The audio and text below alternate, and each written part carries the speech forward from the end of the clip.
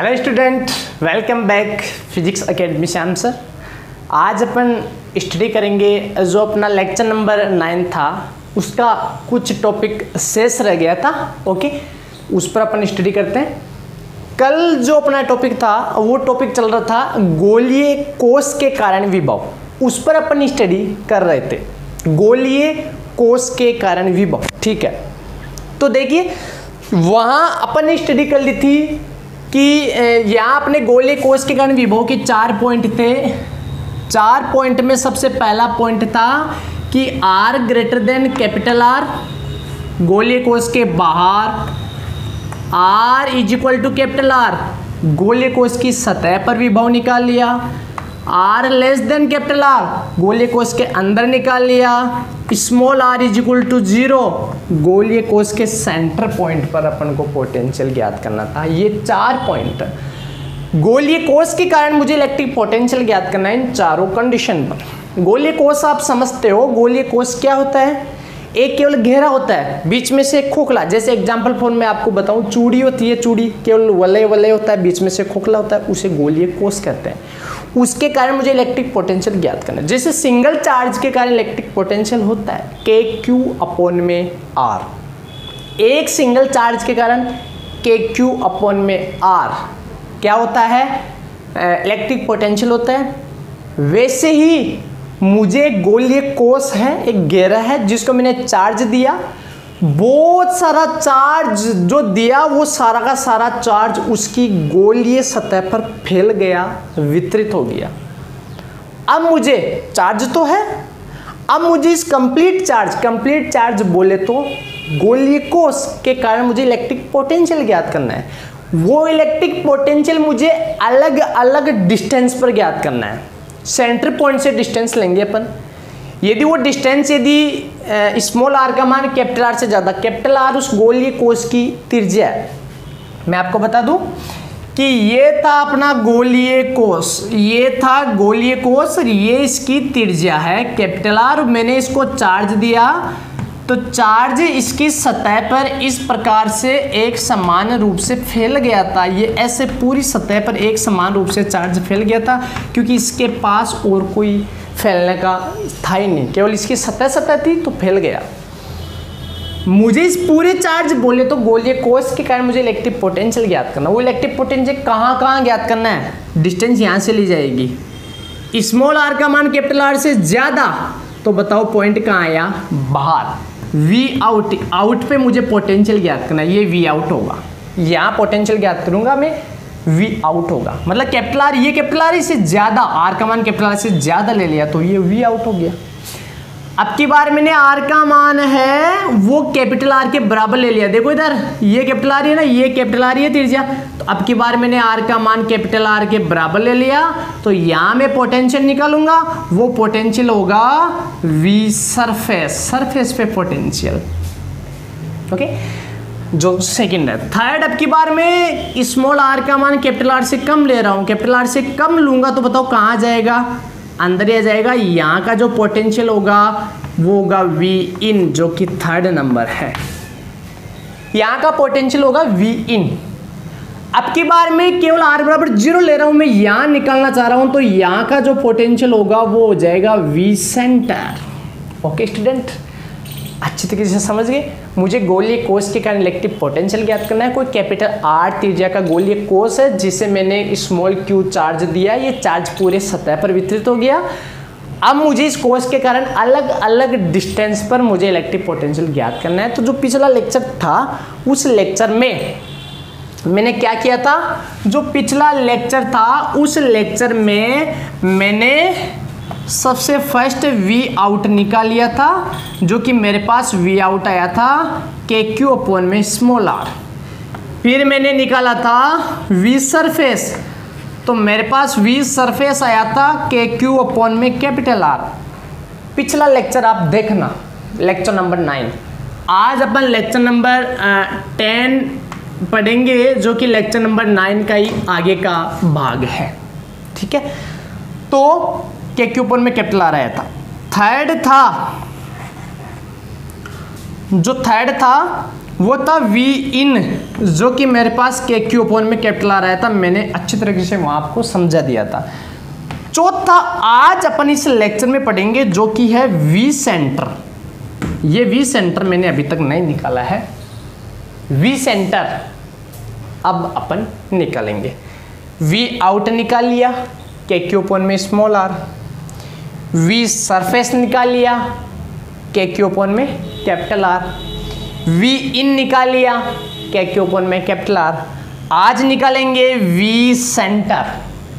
ये सारे वहाँ मैंने आपको अच्छे तरीके से बता दिए कि क्यों हुआ था भाई। सरफेस वाले में के क्यू अपॉन में, सरफेस वाले में तो स्मॉल आर की जगह कैपिटल आर हो जाएगा, ठीक है। इन वाले में क्या हुआ, इन वाले में 2 लिमिट लगी थी।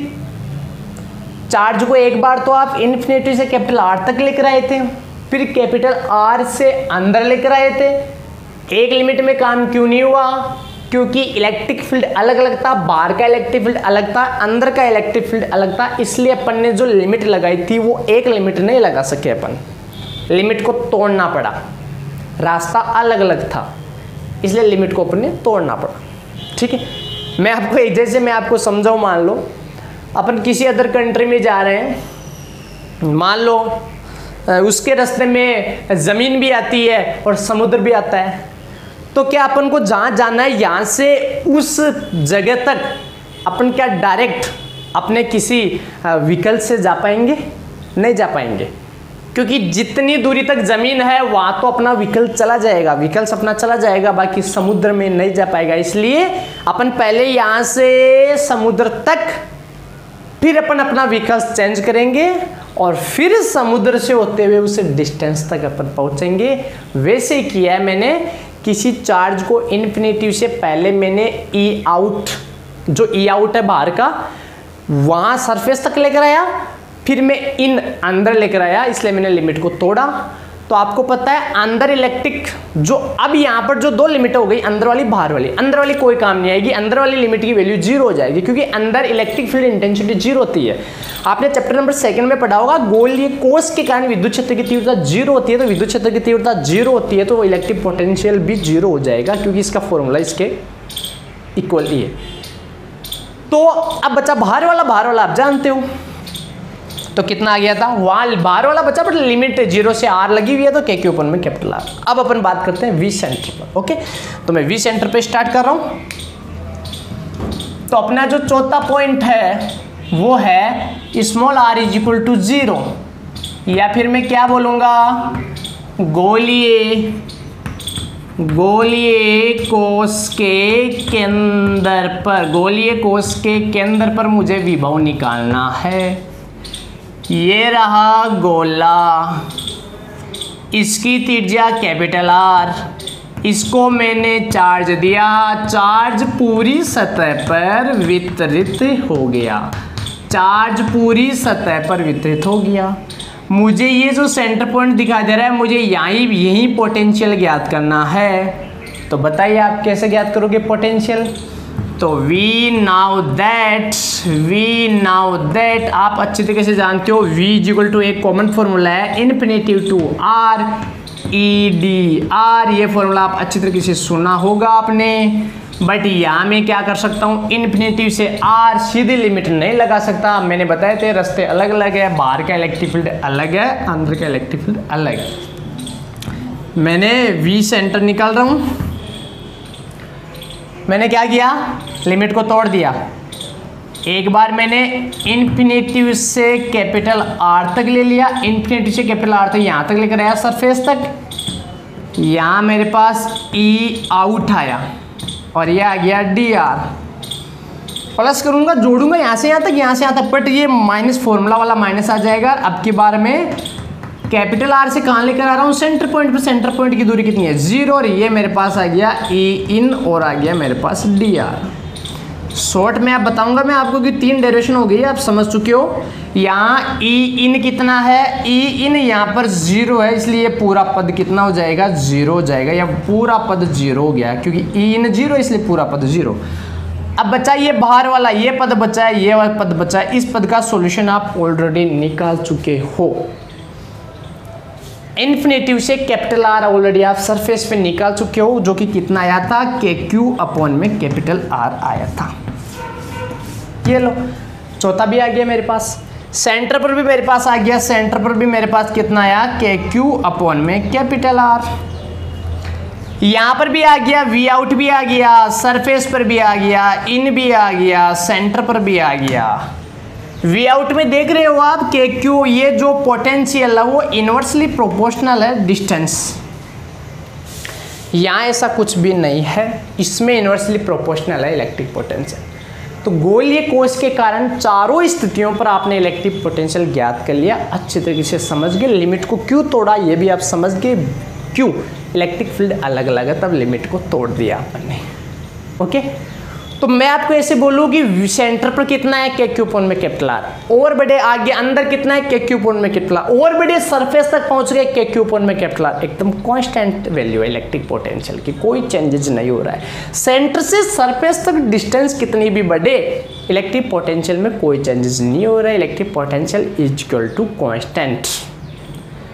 सरफेस से आगे बढ़ूंगा मैं तो जैसे जैसे डिस्टेंस बढ़ती जाएगी वैसे वैसे इलेक्ट्रिक पोटेंशियल कम होता जाएगा। इसको मैं ग्राफ से बताता हूं। V व R के मध्य आरेख, V व R के मध्य आरेख से इसको मैं बता रहा हूं। देखिए आप, ये आ गया इधर है, ये आ गया इधर पोटेंशियल V, ये आ गया डिस्टेंस R।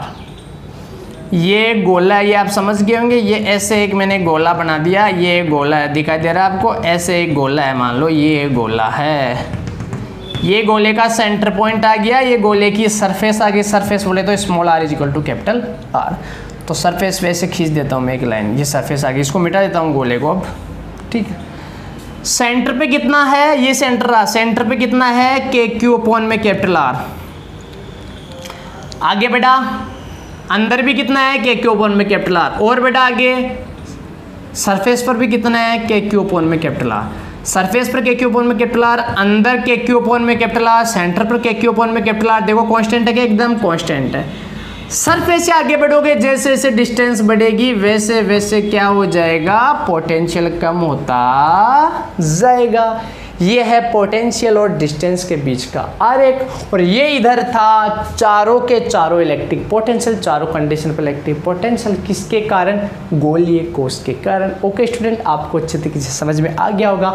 गोलीय कोष के कारण इलेक्ट्रिक पोटेंशियल का डेरिवेशन कंप्लीट हुआ। जो कल मैंने लेक्चर डाला था उस लेक्चर के डिस्क्रिप्शन में मैंने इस चैप्टर की PDF नोट्स भी डाल दिए हैं, अच्छे तरीके से आप डाउनलोड कर लेना, ठीक है। जो न्यू स्टूडेंट है अभी तक चैनल को सब्सक्राइब नहीं किया है, बहुत आपको अच्छा मजा आया, आनंद की अनुभूति हुई है, तो जल्दी से चैनल को सब्सक्राइब कीजिए। बहुत अच्छा लगा वीडियो, मजा आ गया तो इसको लाइक और शेयर भी जरूर करना है। ओके स्टूडेंट्स, यदि आपको वीडियो अच्छा लगा तो इस चैनल को सब्सक्राइब करें और न्यू वीडियो प्राप्त करने के लिए इस बेल आइकन को ज़रूर दबाएं। Okay student.